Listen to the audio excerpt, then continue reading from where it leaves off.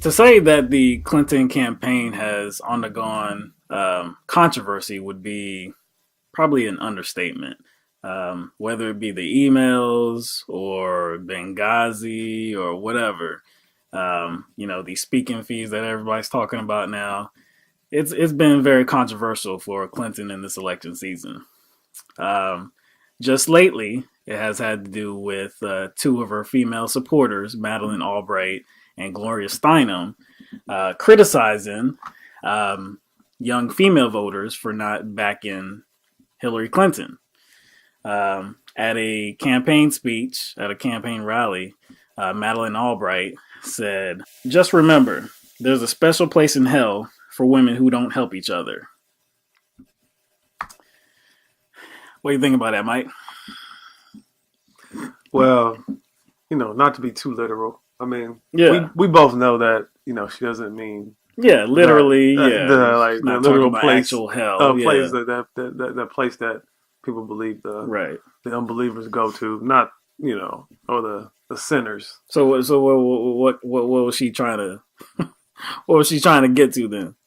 I don't know what she was trying to get at. I mean, I'm assuming that you basically deserve what you get if you don't support a woman for being a woman. Mm-hmm. You pretty much, hell in this context probably means you're going to be shunned, essentially. Mm-hmm. You're going to be shunned. You're going to be castigated. You deserve to be. You don't even deserve to be a woman. Yeah. I mean, it could mean a lot of things, but it basically. She's telling the women that if you do not vote for Hillary Clinton, that means like you lose your woman card, pretty much. Yeah. And Gloria Steinem, for her part, she was at she was on the Bill Maher show, and they were talking about the women vote, the young women vote, and Maher was cracking some jokes talking about it's in America that it's a problem. They really don't like Hillary, though. What do you think that's about? Well, mom likes her, so I have to, First of all, I mean, she does have a huge gender gap and race gap. I mean, huge. Yeah, women are more for her than men are, and she has. But not younger women. They're more for Bernie. It depends where you ask, but I do America. think that Bernie. No, really. In America, I mean, it's just true. I mean, first of all, women get more radical as we get older because we experience. Women get more radical. Yeah, it's the opposite. It's the opposite of. I don't mean to overgeneralize. I'm sure that you're getting more radical, but men tend to get more conservative because they gain power as they age, and women get more radical because they lose power as they age. So. It's kind of not fair to measure most women by the standard of most men because they're going to get more activist as they grow older. And when you're young, you're thinking, where are the boys? The boys are with Bernie, or Ooh. Now, if I said that. So that's really a backhanded comment, really attacking women. It's really saying that women aren't really, they're really not concerned with politics. They're not really interested in the issues when they're young. They're just thinking about boy chasing. Yeah, I'm boy crazy. I want a man. I want him. Yeah. Yeah, where are the men at? Where are the men going? The men are with Bernie. Yeah, so they're all supporting Bernie. So I got to go with them because I want a man. Yeah, the men are. That's yeah. So yeah, I mean, if it would have been a man, just like Bill Maher had said, if that would have been a man that said, if he said that, my gosh, the backlash would have been incredible. So why? I mean, well, they are facing some criticism for this, as they rightly should. It's a sexist comment. It's funny because it actually kind of does the opposite of what they're trying to do. Yeah, it does the opposite of what it was intended to do. But right. I mean, for them, I don't know. You would think that they have a lot of experience. Yeah, tons of experience. They have tons of experience. They know the game. So to me, it doesn't make sense why they would be so condescending. You would think they would be more sensitive, right? Because what they're trying to do is bridge that gap. They're trying to they're trying to close that gap between young and old women, and they failed. Yeah, because like I said, this is just gonna push women or younger women more towards Bernie. Because what you're doing is, at a time when, this has been going on for ages now, but they want the young people to come out, get politically involved. They want them to vote. We all were back then in the in the 90s, rock the vote on MTV. Mm-hmm. This has been going on for years. So at a time when you want more participation among young people to get involved in politics and actually show up at the polls and vote, now... Why would you alienate those? Now you're alienating them, especially young women voters. It's kind of it's even, when you think about it, it's even more fallacious because are all the men just on Bernie's side? No, it's not like no. I mean, seriously, like I mean, are all the boys? Yeah. I mean, you can With choose Bernie. any age demographic. Right. Are they just? Is there just this overwhelming consensus for Bernie right now that you can say all the boys or all the men are going for Bernie? You can't say that. No, you can't say that. How many candidates are in this race right now? And you can't just say the Democratic side. There's another side. There's another side there's to a whole nother it. Like, side. is Bernie the only male men. candidate? Exactly. Is Bernie? No, he's not the only male candidate. Yeah. So, he's not the only male candidate that is supported by other men. Mm-hmm. I'm pretty sure there are boys and men who are backing Rubio, Cruz, Trump, Carson, whoever. It doesn't matter. Whatever, Christie. Mm-hmm. So I don't know. Like, the whole premise, it doesn't make sense. Whatever she was trying to, it failed. It failed. Yeah. The reality is, I mean, like we were talking before, younger voters don't know who Clinton is. They know that she's famous. Yeah. They know that she's a celebrity. It's probably common knowledge that she was a first lady and that she was Secretary of State just a few years ago. But senator. Yeah. But as to like what her actual policies are, what she would actually do, that's probably all, news to these young voters, just as Bernie Sanders is to these young voters. They're fresh eyes. Yeah, fresh eyes, fresh opinions. So when they see both of their platforms, they're really looking at, okay, which one do I like better? Mm-hmm. And as is the case, it seems like they're going with Bernie. Mm-hmm. And, you and I talked about this before, about how maybe, Clinton is a little spoiled. Yeah, because she's got that instant credibility. Yeah, that's because true. of her experience. Mm-hmm. She was the chosen one. She's the chosen one. She expected this race to be handed to her, and it's turned into a real matchup. And I think maybe there's some desperation. Yeah. This screams of desperation because to attack the vote, to attack a group of voters that you want to pull into your campaign, that you want their support, it's a bad strategy. It's a really bad strategy. Again. They didn't cite a policy why she's better. It was all in generalities, especially Albright. She was just saying, she's ready from day one, and she knows how to get the job done. She has experience and this and that. Okay, but what specifically is better than Bernie Sanders? That's what voters really want to know. So, of course, here comes the walk back. Steinem, at least. Now, Madeleine Albright, she doubled down. I thought she No. She doubled down. No. She supported what she alleged that, she's been saying it for years. There's a special place in hell, and she has been saying that. So, like I said, we don't want to put too much emphasis on that part of it. It was still a horrible statement, directed at the people you want to pull in. But anyway, she didn't back down. But Gloria Steinem did, because hers is probably even worse. So her walk back says, in a case of talk show interruptus, I misspoke on the Bill Maher show recently and apologize for what's been misinterpreted as implying young women aren't serious in their politics. What I had just said on the same show was the opposite. Young women are active, mad as hell about what's happening to them, graduating in debt, but averaging $1 million less over their lifetimes to pay it back. Whether they gravitate to Bernie or Hillary, young women are activists and feminists in greater numbers than ever before. Let me see that. Now, I might have missed something. What's here. up with the going with the Latin? Yeah, the interrupters. I don't even know. But I might have missed something in reading through that. I read it a few times, but I don't think she even addressed what she had actually said. This is a whole different thought. This whole thing relates nothing to her original comments about Bernie being with the boys. Yeah, being boy crazy. How does that?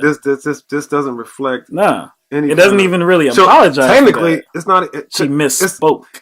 It's a failed walk back. Yeah.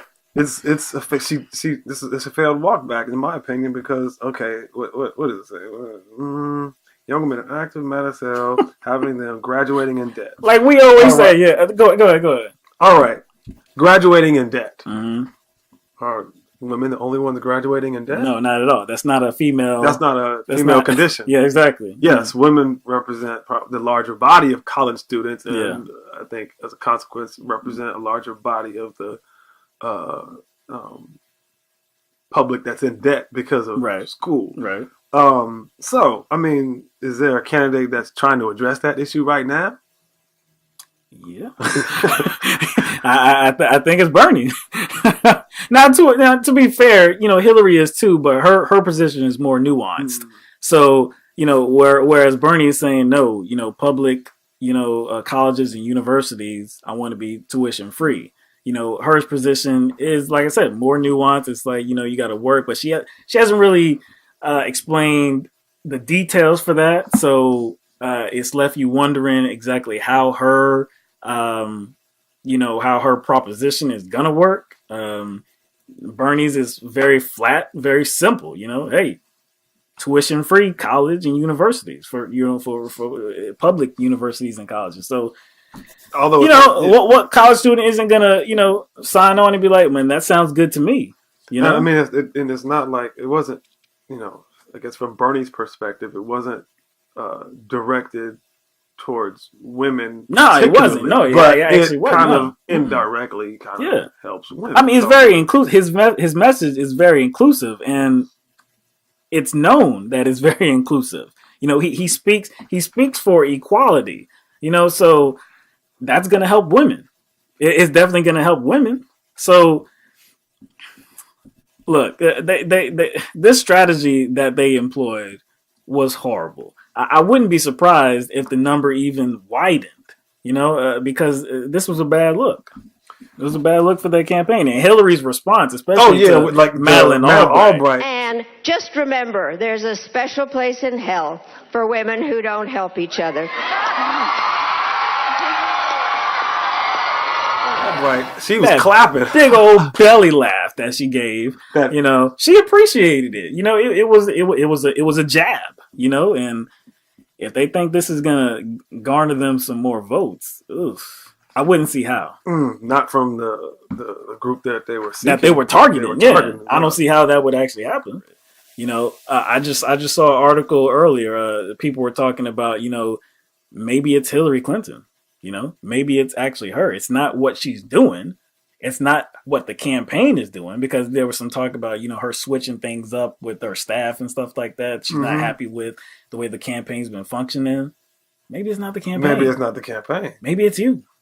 Maybe it's what you've been selling. Like I said, she is, well, not in this video, but I've said this before. We've talked, and, Hillary Clinton is very good at kind of being evasive. Yeah. But she stays composed. But while being composed. Oh, yeah. But that only can last for a certain amount of time. Yeah, that's true. When you start breaking down those walls, because again, that's one of her strategies is to kind of like, kind of redirect. All politicians do it, but I think Hillary Clinton has, I guess, the wherewithal and the experience to kind of do it and not look so, rattled. Right. She's an experienced politician. She's smart. she knows her stuff. It's not like she's not unqualified for the job. It's that her message is not resonating. Because if you really look at the platform, and since we're this is mainly focused on young people, young women, but young people in general, they want to be inspired. They want to know that whatever candidate they're going to choose to support has ideas that's going to benefit them and the future. And look, and that's what, yeah. And again, it seems to be Bernie is the one that's leading that front. And it's kind of like when it's a design flaw, and when there's a design flaw, what do? You look at other products, right? You look at other products and try to copy the model. Yeah. You try to copy that model, right. and essentially that's what she did. Pretty much plagiarized his platform because she recognized that Bernie was generating a lot of support. Right. So she tried to kind of like, she tried to. There's no doubt that he pushed her left. Yeah. There's no doubt about that. Well, at least in rhetoric. Yeah, at least in rhetoric. Yeah. I mean, there's a multitude of issues where she probably didn't even want to taking point Keystone XL. There were many times that she could have said, you know what, I don't support this. As a progressive, I can't support it. Mm-hmm. But what did she say?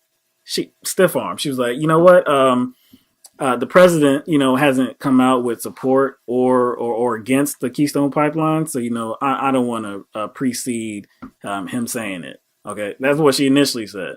Then she was asked again at one of her rallies. She said, well, if it's still undecided once I get into office, then I'll take a position.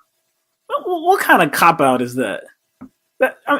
People need to know what you're about. People need to know where do you stand? You can't hedge your bets like that. No. You cannot hedge your bets. You can't say, well, I'll lay everything out once I get the job. Right. I mean, you're not going to get the job like that. There are a number of issues that, especially to young people, they're extremely important. The environment, the climate change, the education, insurance. I mean, all of these issues are very important to the future generations. And what she's selling, they ain't buying, and these desperate attempts at garnering their votes are pathetic. She should know better. She's a seasoned politician. They all, Madeleine Albright should know better. Gloria Steinem should know better than that. Like I said, how did they not know they were going to get criticized? Yeah. And again, Madeleine Albright, like you said, she didn't back down, but Steinem walked it back. Yeah. But again, her walk back, like we said before, doesn't. It doesn't even address what she actually said. Like I said, if you're gonna, that's what I'm saying. If you're gonna double down. Double down. Yeah. See, look, and Madeleine Albright did. I can't say nothing about her. She's grasping with her statement, and she's saying, "Yeah." Because you look dumb. You look dumb if you don't. Exactly. What we always say this, especially about sports players that do stupid things, right? And then they be like, "Oh, I apologize." Nah, don't apologize. Just own it. All right, just own it because you knew what you were doing. Yeah, you cannot take a middle ground if there was some sort of. If there was a perception that there was a mistake made, you either have to double down or double out. Exactly. Either stand firm or completely walk back. And if you do apologize because you are a media figure and you it's necessary for you to apologize, don't qualify your apology with what you really meant. No, man, we know what you really meant. Don't qualify it with interrupters. Could this talk show interrupters? Can you classify this as a qualification? Really? Because it doesn't qualify what she said. Actually, it doesn't. It speaks to a whole other point that she was talking she never made. Yeah, she's talking about how feminists. I mean, graduating in debt, and she's talking about the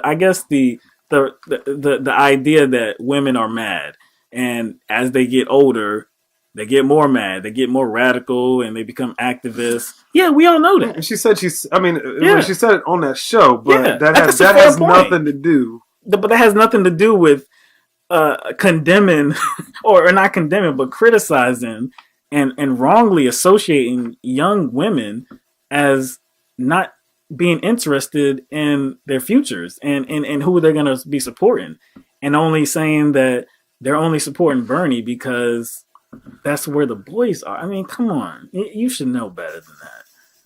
It's a bad look.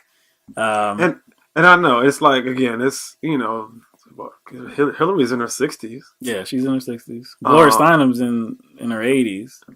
Yeah. Really? Yeah, I didn't know that either. She doesn't look like it. She's 81 years old. She doesn't look like it. Again, so, of course, we both understand that, there's probably a desire. For them to want the older generation. They want to see a woman as president, especially them, and with their political activism and being feminist. But let me ask you a question though.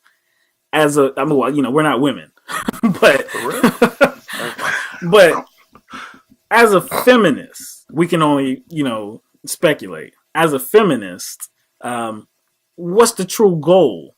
What are you really fighting? What are you fighting for?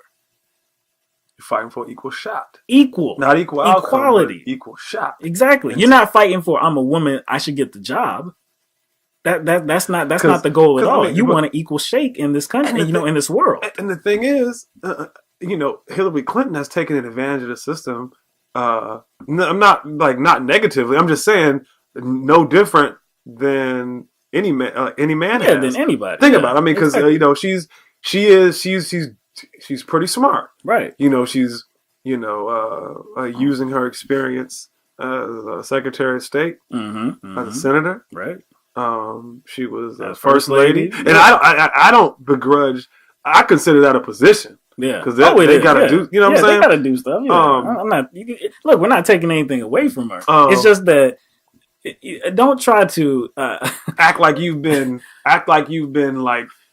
yanked off the stage with the with the Sandman from Apollo. Nobody you have capitalized off of this political system, right? Not just with your popularity and your celebrity, but financially. Mm-hmm. So she has taken advantage of it and more than leveled the playing field. So she has created a situation where there's an equal opportunity. Yeah. She has equal footing. Yeah. So she has a very good chance at winning the nomination. That this wasn't even necessary. No, it wasn't. If you really want this block of vote, then you need to portray yourself in a way that will appeal to those voters, criticizing them and demeaning them, and that's number one rule in trying to, I guess, the number one rule in trying to attract a certain group is don't be condescending. Yeah, exactly. What makes this even more hysterical is years ago, 1996, fall of 1996, Bernie Sanders, that same candidate that is now campaigning against Hillary Clinton for the nomination, Democratic nomination. In 1996, he was running for re-election for his U.S. House of Representatives seat. Who came to endorse him and campaign for him in Vermont? That would be Gloria Steinem. There's video of this. You can see it on YouTube. But she came to Vermont to campaign for him. And when she got up on when it got to the podium, her first comment was, "I'm only here today to make Bernie Sanders an honorary woman." Okay. Now that looks extremely bad in 2016. Now that's given she's made this statement, that looks extremely bad. Because if he's an honorary woman, right? Shouldn't that mean that women should support Bernie?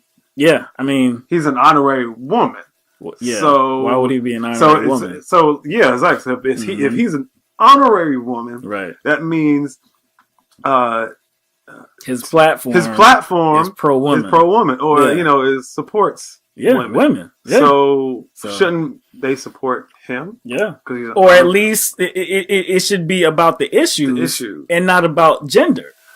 You know, did you not even think for 1 second that maybe it's about the substance of what he's saying instead of where the boys at? Because the boys are everywhere. The boy, exactly. The boys are everywhere. It's not like this is like a camp, and the boys are over there, and like, oh man, all the boys over there. Oh well then. Let's go to that camp. No boys with. We want to be on the red team. Yeah, you know. Ain't no boys with Clinton. Oh, and exactly. Speaking of that, are there no men that are for Clinton? There's come on. There was a man on stage with Cory Booker, right? Yeah, from New Jersey, right there on stage with Madeleine Albright supporting Hillary Clinton. There's many men that support Hillary Clinton. Like I said, even if you just don't want to argue whether it's an outlandish, sexism unnecessary. or sexist or not. Yeah, just looking at it just on the merits. Bernie is his campaign, his platform is about hope. It's about ending corruption. Okay, it's about yes, we can. Yeah, I got big ideas. I got bold ideas. But America can beat us if we all stand up and demand it.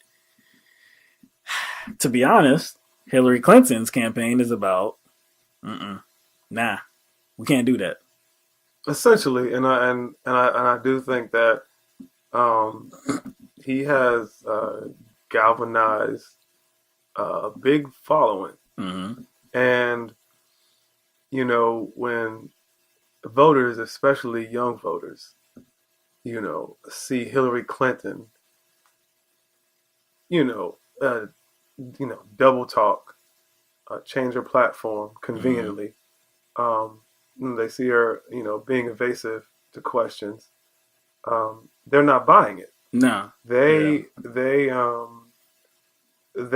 see right through her, and they know her. They know her for allegiance to her. Yeah, they know her for what she is, and that's an establishment candidate. And no amount of code switching, no amount of progressive code switching is going to change. Quickly, let's talk about this. I'm a progressive that wants to get things done, right? Okay, so she wants us to live in the real world, right? No, we can't. Okay, so let's live in the real world here.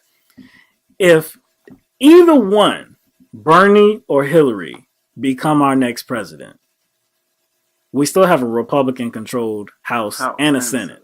Okay, are they going to be able to get anything done with a Republican House and a Republican Senate?